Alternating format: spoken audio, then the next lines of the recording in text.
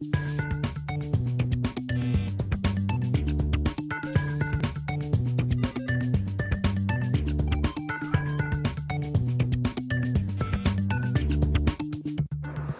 je m'appelle Bernard Lalonde, je suis sénateur de Charente-Maritime.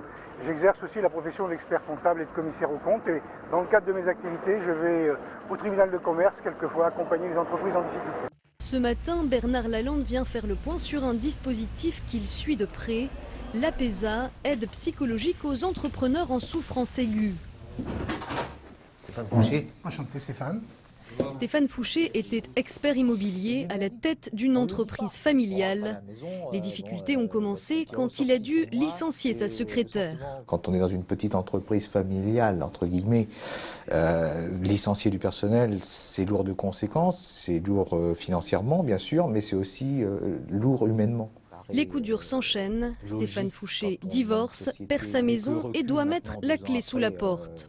J'ai pensé à un moment donné à dire j'ai pas d'enfant, qu'est-ce qui me retient? Vous pensez au pire? C'est ici, au tribunal de commerce, qu'il a osé parler pour la première fois. C'est toujours compliqué, quand on se trouve en situation d'échec, d'ouvrir ou de parler aux personnes qui vous ont transmis ou les personnes qui vous entourent, que vous êtes dans la difficulté, que vous ne vous sentez pas bien. En tant qu'expert comptable, Bernard Lalonde a souvent été confronté à des entrepreneurs en détresse. J'ai connu professionnellement cette situation où le chef d'entreprise perd son entreprise familiale, donc une trahison générationnelle, licencie, perd l'entreprise, se sépare de sa femme. Oui, j'ai connu. Voilà pourquoi il soutient l'APESA. Ce dispositif pour lutter contre le suicide des entrepreneurs est né au tribunal de commerce de Saintes. En tant que greffier, Marc Bignet ne savait pas quoi faire face à la souffrance des entrepreneurs qu'il voyait défiler au tribunal. L'idée, c'est de bien d'ailleurs avoir le sens de la limite de sa propre profession pour constater qu'on est impuissant pour aider ces gens qui sont dans une telle situation sur ce plan psychologique, pour passer tout simplement un relais. Un relais désormais assuré par des psychologues.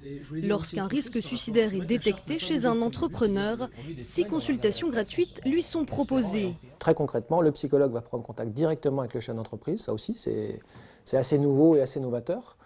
Généralement, on attend que les gens nous contactent en se disant que c'est à eux de demander s'ils ont besoin d'aide. Nous, on inverse les choses. Depuis 2 ans, l'APESA est venue en aide à une centaine d'entrepreneurs. Parmi eux, Hervé Michel, à la tête d'une entreprise de réparation automobile. Bonjour. Il y a quelques années, il a failli mettre la clé sous la porte. Je dormais pendant 1 mois et demi dans mon bureau, 7 jours sur 7, 24 heures sur 24. Et s'il n'y avait pas eu l'APESA? Il y aurait eu, à l'heure d'aujourd'hui, un chef d'entreprise pendu dans son entreprise. Parce que j'y avais pensé.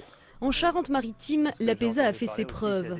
Pour Bernard Lalonde, l'enjeu est maintenant d'étendre le dispositif au niveau national en l'inscrivant dans la loi. Ce qui serait d'abord important, c'est qu'il y ait une reconnaissance, en tout cas une écriture juridique qui permette dans le Code du commerce, ou d'ailleurs de façon beaucoup plus générale dans une loi cadre, qui permettrait de dire qu'il y a la reconnaissance d'une difficulté psychologique pour un dirigeant d'entreprise qui voit son entreprise disparaître. Ça n'existe pas? Ça n'existe pas. En France, un chef d'entreprise se suicide tous les 2 jours en moyenne. Depuis sa création il y a 2 ans, l'APESA a été adoptée par une dizaine de tribunaux de commerce.